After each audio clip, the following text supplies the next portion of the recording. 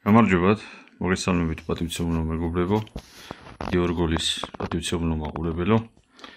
დღეს შევეცდები წარმოვიდგინოთ ჩინეთიდან ჩამოსული ახალი დაფა, ესეთი მოდული. მოდულის დასახელება არის HW621 ვერსია 3.0.0. წარმოებლის განცხადებით ეს გახლავთ დამუხტვის მოდული. მოდულს შეუძლია აკუმულატორების დამუხტვაში დავეხმაროს. ეხლა მოკლედ მიმოვიხილავ თუ რისგან შედგება ეს მოდული და საერთოდ რას წარმოადგენს. შემდეგ ჩავრთოთ და გიჩვენებთ მოკლედ ტესტს. ესე იგი, მოდულს აქვს ესეთი შემავალი სწრაფგასართი მომჭერები სადენების შესაერთებლად და კიდევ აქვს ესეთი პატარა მწვანე. ნახეთ, აქ აწერია volt in პლუს მინუსი, შესაბამისად ეს არის მუდმივი დენისთვის განკუთვნილი და აქეთ როგორც ხედავთ, ცვლადი დენის ნიშანია შემავალი და გამომავალი. LN ეს არის ფაზა და 0. შემდეგ რისგან შედგება მოდული? რას წარმოადგენს მოდული? რას ვხედავთ მასზე? ესე იგი, ეს ლურჯი, ყველაზე ისეთი დიდი და წონიანი რაც ჩანს, ეს არის მიკროტრანსფორმატორი, ჩვეულებრივი ქსელის მინიატიურული ტრანსფორმატორი ცვლადი დენის, რომელშიც შედის ეს შემოსული შეუმავალი დენი. მიეწოდება ცვლადი დენი, ქსელის 230 ვოლტი მიეწოდება აქ. მის გამომავალზე დასმულია, ეხლა შევეცდები თუ დასტაბილურ და გიჩვენოთ. აი კუთხეში რო დგას ეს დეტალი, ეს არის M86S. ნახეთ, ეს. ეს არის M86S ან MB6S, არ ვიცი ზუსტად. ეს მე რომ ვნახოთ ეგრეთ წოდებული დატაშიტი. ეს არის გამმართველი ბოგირი, მიკროსქემა, რომელიც შედგება 4 დიოდისგან, რომელიც სრული ბოგირის სახით არის ჩართული. გამმართველი ბოგირიდან გამოსული მუდმივი დენი მიდის ამ კონდენსატორში და შემდეგ უკვე მოდის ამ წრფივ რეგულატორში. ეს წრფივი რეგულატორი გახლავთ AMS 11.17.50 DN913. ეს არის 5 ვოლტიანი წრფივი ძაბვის რეგულატორი, სტაბილიზატორი, რომლის გავლითაც უკვე იკვებება, რომლის მეშვეობითაც იკვებება უკვე ძირითადი მიკროკონტროლერი. აქ დგას ძირითადი მიკროკონტროლერი, რომლის დასახელებაც წაშლილია. წარმატებით აქვთ ჩინელებს გადაშლილი. შესაბამისად, მასზე არანაირი დასახელება არ იკითხება. მიკროკონტროლერია, რომელსაც ეკისრება რამოდენიმე ფუნქცია.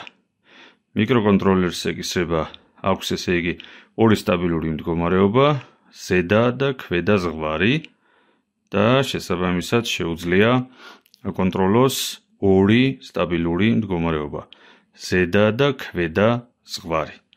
და გიჩვენებთ შემდეგ, რომ ჩავრთავთ, გიჩვენებთ თუ რას წარმოადგენს ეს ყველაფერი.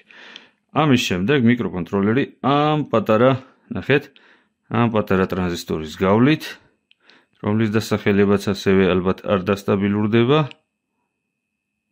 არც წერია. ცა, შევეცდები აბა გიჩვენოთ. აქ რო პატარა ტრანზისტორი დგას, სავარაუდოდ ბიპოლარული ტრანზისტორია. Y1 აწერია, მაგრამ რეალურად რომელი ტრანზისტორია არ ვიცი. ამ ტრანზისტორის გავლით უკვე ეს მიკროკონტროლერი მართავს რელეს. ნახეთ, ამ ტრანზისტორის კოლექტორიდან წამოვიდა ბილიკი და აი დიოდის, ნახეთ, დიოდი როგორ არის ჩართული, ეს არის დამცავი დიოდი, რომელიც ამ ყველაფერს ქსელს იცავს რელეს უკუსვლის გამონატყორცნი იმპულსებისგან, M7-ია ეს ჩვეულებრივი ეს არის 1N4007-ის ანალოგი, SMD დიოდია. და მოდის ესეთ რელეზე. რელეზე როგორც ხედავთ, წარწერა პატარა რელე ჩინელებივით და წარწერა 10 ამპერი 250 ვოლტი AC ან 10 ამპერი 30 ვოლტი AC. და იგივეა ქვევით განმეორებული 125 ვოლტისთვის და 28 ვოლტისთვის. სამუშაო ძაბვა სავარაუდოდ არის 5 ვოლტი, რადგანაც სტაბილიზატორიდან იღებს ემიტერს და ძაბვას აწვდის სტაბილიზატორიდან 5 ვოლტიანია სავარაუდოდ ეს რელე და გადართავს, უყურე რას გადართავს? აი შემომავალ ცვლადი დენის ქსელს გადართავს გამომავალ ცვლად დენზე. შესაბამისად, აქ გამომავალზე უნდა შეერთდეს ჩვენი აკუმულატორის სამუხტი მოწყობილობის შემავალი კვება. ქსელის კაბელი უნდა შეერთდეს აქ. შემდეგ როგორ მუშაობს მოწყობილობა?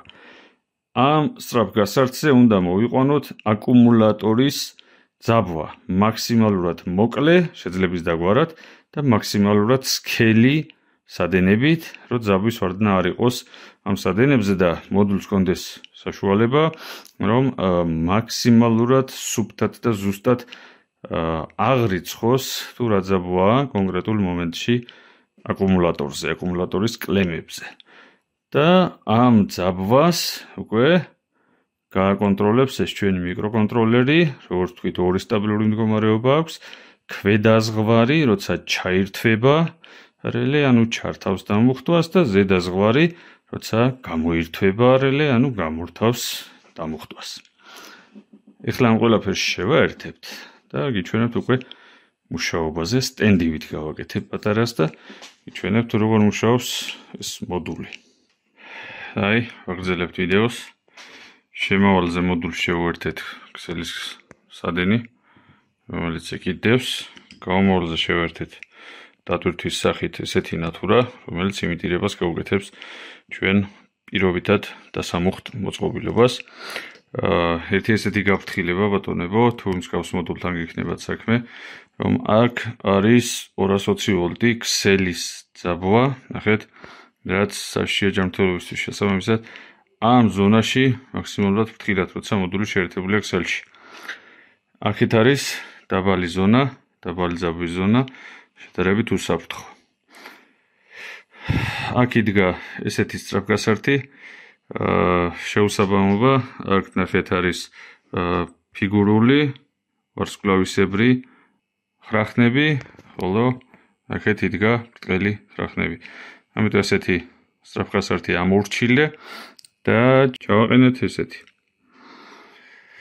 ქონდა ეგენი, შესაბამისად გვაქვს ესეთი სადენები, წითელი არის პლუსი, შავი არის მინუსი.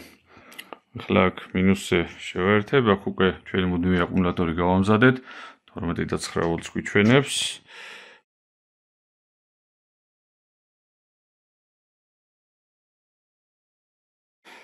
შევაერთეთ პლუსი, დავდოთ, ჯერჯერობით არ ვაერთებთ პლუს, ხოლო ქსელში შევაერთებთ და ვნახოთ რა მოხდება. აბა შევერთეთ ქსელში. აინთო რელემ დაიწყაპუნა და მოწყობილობა ჩაირთო. აჩვენებს 0 ვოლტს ძაბვას. ამ კნოპებით ჩვენ შეგვიძლია ვნახოთ თუ რა ზღვარია დაყენებული. 12 ვოლტია დაყენებული, ქვედაზღვარი და ზედაზღვარი არის 14.9 ვოლტი. შესაბამისად, შეგვიძლია ვარეგულიროთ. დავაჭერთ, როგორც კი 12 ვოლტი გამოჩნდება, კიდე დავაჭერთ, დავიჭერთ 3 წამს, 10 მციმდება და უკვე შეგვიძლია დავწიოთ. ესე მაღლა მიდის, ესე დაბლა მოდის. დავაყენოთ, თქვათ 11 და 5. დავაცდით და თვითონ გადავა მუშა რეჟიმში. გადავიდა მუშა რეჟიმში. იგივე ზედაზღვარისთვის. ნახეთ, მარჯვენა ვილაქს დავაჭერთ, გამოჩნდა, დავიჭერთ 3 წამი, გადავიდა შეცვლის რეჟიმში და ამით ვაკლებთ, ამით ვამატებთ. იყოს 14 და 7. გადავიდა მუშა რეჟიმში. აქ ხედავთ, რომ ჩვენი სამუხტი მოწყობილება მუშაობს. ცდილობს მოდული, რომ ჩვენი პირობითი აკუმულატორი დამუხტოს, რადგანაც შემავალზე არის 0 ვოლტი ძაბვა. აბა მივაწოდოთ ახლა ჩვენ 12 და 9 და ვნახოთ რა მოხდება.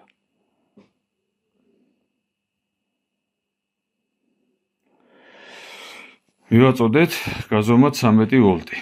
როგორც ხედავთ, ისევ ანთია ჩვენი სამუხტი მოწყობილება მუშაობს. ეხლა მუდმივ აკუმულატორზე ვიწყებ ძაბვის მომატებას. აბა და ვნახოთ რა მოხდება. ესე ვაკლებთ, ესე ვუმატებთ. დავიწყეთ მომატება. 14 და 1-ია უკვე, იმუხტება ჩვენი აკუმულატორი. 14 და 4, 14 და 5, 14 და 7 და ნახეთ, გაითიშა. გამორთო მოწყობილებამ ჩვენი სამუხტი აპარატი. დაეცა ძაბვა აკუმულატორზე. დაეცა ძაბვა აკუმულატორზე. დაჯდა აკუმულატორი. დაჯდა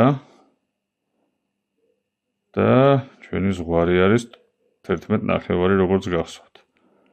მოვედი 11.5-ზე და ჩაერთო დამუხტვა.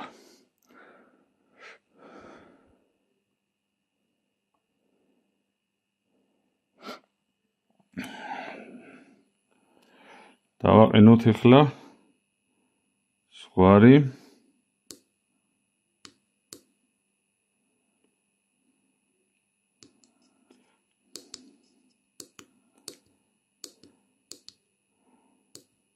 თორმეტი და 3-ზე. დავაცადოთ, ჩაერთო. მუხტავს. დავედით. დავმუხტოთ კიდევ ერთხელ ჩვენი აკუმულატორი. დავმუხტეთ. დავედით 14 და 5, 14 და 7 და всё, გაითიშა. ეხლა დაიწყო განმუხტვა. მიმდინარეობს განმუხტვა, ჩამოვედით.